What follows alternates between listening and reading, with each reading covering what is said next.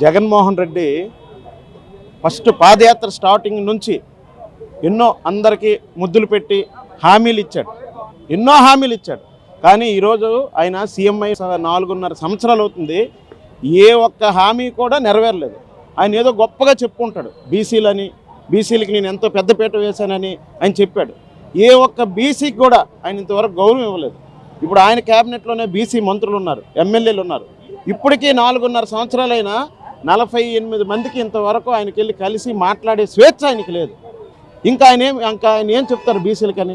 BC కార్పొరేషన్లను పెట్టాడు, చైర్మన్లు చేశాడు. వాళ్ళకి ఆ కుర్చీ ఎక్కడ ఉందో వాళ్ళు దేనికి చైర్మన్ కూడా ఇప్పుడు తెలియదు.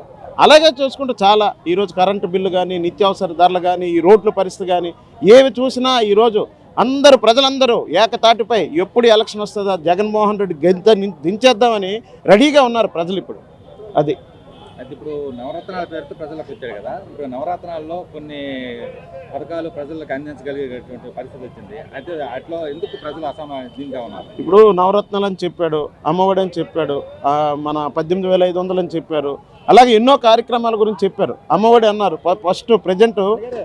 ఫస్ట్ సంవత్సరం ఒక 50% వేశాడు.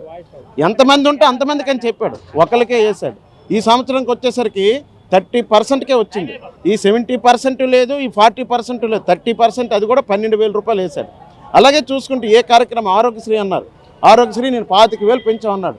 ఒక కాలు ఇరిగిపోయి ఒక చెయ్యి ఇరిగిపోయి హాస్పిటల్లో చేరితే ఇప్పుడున్న డాక్టర్లు ఏం చెప్తున్నారంటే మాకు ఆరోగ్యశ్రీ బిల్లులు అవ్వట్లేదు, మేము దీనికి రాడ్లు వేయాలి, దానికి డబ్బులు రావట్లేదు, ఎక్స్ట్రా ఈ 10,000 కట్టండి, 12,000 కట్టండి. నేను స్వయంగా నేను మా ఊర్లో ఒక యాక్సిడెంట్ జరిగితే నేను హాస్పిటల్కి తీసుకెళ్ళాను. ఆ హాస్పిటల్ ఎదుర్కొనే పరిస్థితి ఏంటంటే 3 రోజుల వరకు బిల్లు అప్రూవల్ అవ్వదు. అప్రూవల్ అయినా సరే వాళ్ళకి బిల్లులు పడవు. వాళ్ళు ఇప్పుడు హాస్పిటల్లో వెళ్ళి ఆరోగ్యశ్రీ అంటే చేయడానికి కూడా జడిసే రోజులు ఇప్పుడు ఇవి. అలాగే ఆ కాలు ఇన్ఫెక్షన్ అయిపోయి ఆ రాడ్లు చేసిన ఆపరేషన్ని మళ్ళీ 70,000 ఇచ్చి రీసర్జరీ చేయించుకున్నాం ఇక్కడ మన శ్రీకాకుళంలో. ఇది జగన్మోహన్ రెడ్డి ఆరోగ్యశ్రీ కానీ, జగన్మోహన్ రెడ్డి పథకాలు కానీ ఏవి కూడా అర్హతలకైతే చేరట్లేదు. ఎందుకంటే ఇప్పుడు వితంతువులు అండి, భర్త చనిపోయి వితంతువులుగా ఉన్నారు. మీరు ఏ ఊరు వెళ్ళి ఒక 10 మందిని కదిలించండి, బాబు మేము పెన్షన్ పెట్టి 6 మాసాలు అవుతుంది, సంవత్సరం అవుతుంది, మాకు ఇంతవరకు రాలేదు అని ఇల్లు ఉన్నవి కొనసాగిస్తున్నారు తప్పించి కొత్తవి ఏవి కూడా ఇవ్వట్లేదు. అది జగన్మోహన్ రెడ్డి. అలాగే మనం చూసుకుంటే బీసీలు కానీ, ఎస్సీ ఎస్టీ హాస్టల్ కానీ, మైనార్టీ ఇప్పుడు మన ఈ హాస్టల్లో ఒకసారి మీరు వెళ్ళి ప్రత్యక్షంగా చూడండి. తీవ్రమైన దోమలు, వాళ్ళు కప్పుకోవడానికి దుప్పట్లు లేవు, కరెక్ట్ అయిన భోజనం కానీ, వాళ్ళు కాస్మోటిక్స్ ఛార్జెస్ కానీ, అసలు మహిళలు అమ్మాయిలు అయితే చాలా ఇబ్బంది పడుతున్నారు. వాళ్ళకి శానిటరీ నాప్కిన్స్ కూడా ఇవ్వలేని పరిస్థితి ఈరోజు ఈ రాష్ట్రంలో ఈ జగన్మోహన్ రెడ్డి గవర్నమెంట్లో జరుగుతుందని మేము భావిస్తున్నాం. ఇప్పుడు రాబోయే ఎన్నికల్లో ఎవరు వస్తే రాష్ట్రం బాగుపడుతున్నారు? రాబోయే ఎన్నికలంటే ఫస్ట్ లోకేష్ బాబు పాదయాత్ర, యువగలం పాదయాత్ర స్టార్టింగ్లో చాలా ఇబ్బంది పెట్టారు. ఆయన కూర్చోడానికి కుర్చీ కానీ, ఒక బెంచీ కానీ, ఫ్లెక్సీలు చింపేయడం కానీ, పాదయాత్ర నడిచేటప్పుడు నన్నవ్వకుండా చేయడం కానీ, ఇవన్నీ ఈ రాష్ట్ర ప్రజలు చూశారు. ప్రజలు చూసి ఈడుంటే ఈ మూర్ఖుడు, ఈ సైకో ఉంటే ఈ రాష్ట్రం ఇంకా వెనకబడిపోద్ది అని చెప్పి జనాలు తండలుగా ఆ లోకేష్ బాబు పాదయాత్రకు రావడం జరిగింది. అలాగే ఈరోజు ఈ రాష్ట్రంలో ప్రతి ఒక్కరు కూడా ఉద్యోగ సంఘాలు కానీ, అలాగే మన అంగన్వాడీలండి ఈరోజు 33వ రోజు 34వ రోజు అవుతుంది. వాళ్ళు ఆ రోజు అంగన్వాడీ వ్యవస్థను స్థాపించింది చంద్రబాబు నాయుడు గారు, వాళ్ళకి జీతాలు పెంచింది చంద్రబాబు నాయుడు గారు. ఈరోజు ఆయన హామీల్లో ఇస్తామని చెప్పింది ఇవ్వలేదని ఆ రోజు ఇప్పుడు వాళ్ళు బాధపడుతుంటే ఇంతవరకు వాళ్ళకి సరైన హామీ కూడా లేదు. కానీ వాళ్ళకి కనీసం ఇదిగమ్మా మేము ఇస్తాం, మీరు వెళ్ళి అంగన్వాడీ కేంద్రాలు తెరవండి అని చెప్పే నాదుడు కూడా ఈ రాష్ట్రంలో లేడండి. అది ఈ జగన్మోహన్ రెడ్డి పాలన ఈ ఆంధ్ర రాష్ట్రంలో వెలుగుంది. అయితే ప్రతి ఒక్క గ్రామం నుంచి కానీ, అదే పట్టణాల్లో కానీ ఈరోజు దోమలు అనమాట. ఈ శ్రీకాకుళం టౌన్లో కానీ ఎక్కడ చూసుకున్నా కనీసం దోమల మందు కొట్టే పరిస్థితి కూడా అలాగే చెత్త పన్ను వేస్తున్నాడు, చెత్త సరిగా తీయట్లేదు. ఇది ఈ చెత్త ప్రభుత్వం సార్. చెప్పుకుంటే ఎన్నెన్ని ఉన్నాయి సార్, ప్రతిదీ వైఫల్యమే సార్. ఈ జగన్మోహన్ రెడ్డి గవర్నమెంట్ ప్రతి ఒక్కటి వైఫల్యమే.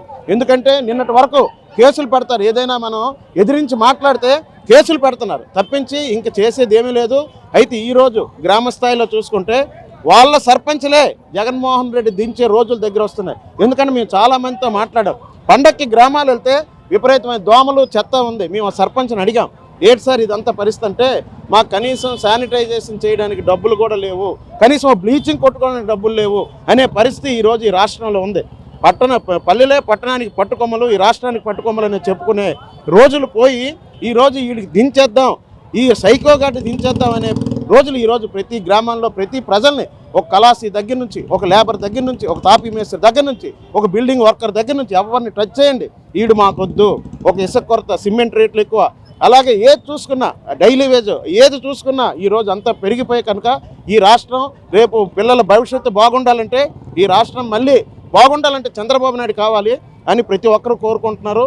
అలాగే ఈ రాష్ట్రంలో ఉన్ని పరిశ్రమలు పోయాయి, ఒక పరిశ్రమ వచ్చే నాదురైతే ఎక్కడికి ఎవరికాలు. నిన్నను డల్లాస్లో మన పక్క సీఎం గారు వెళ్ళారు, కానీ ఈ రాష్ట్రం బాగుకోరి మన సీఎం వెళ్ళేదే సరికదా, కనీసం ఏ ఒక్కరిని కూడా ఈరోజు తీసుకెళ్ళి రాష్ట్రానికి నిధులు కానీ కంపెనీలు కానీ తెచ్చే పరిస్థితి అయితే ఈ రాష్ట్రంలో లేదు. కనుక తక్షణమే ఈయన్ని దించి చంద్రబాబు నాయుడిని మళ్ళీ కూర్చోబెట్టి, అదే జనసేన పవన్ కళ్యాణ్ గారు చంద్రబాబు నాయుడు కలిసి ఈ గవర్నమెంట్ ఫామ్ చేసి ఈ రాష్ట్రాన్ని ముందుకు తీసుకెళ్తారని కోరుకుంటున్నాం.